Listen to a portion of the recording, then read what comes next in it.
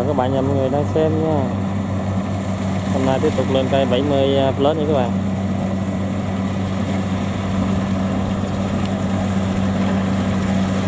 Này, các đất này đem đi sấy các bạn ơi. Không ai mua tại vì cắt sớm xanh quá các bạn.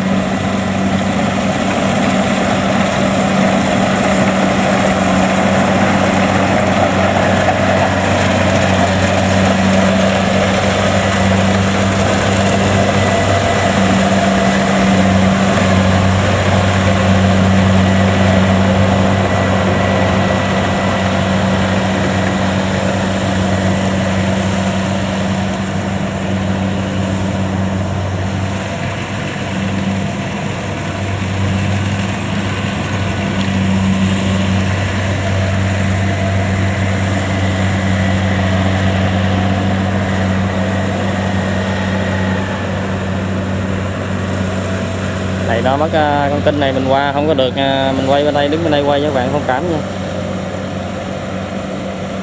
không có xuồng qua các bạn ơi.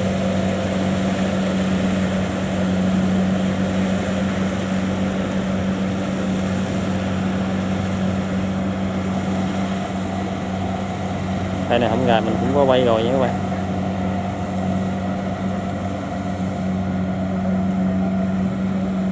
Cắt lúa 50451.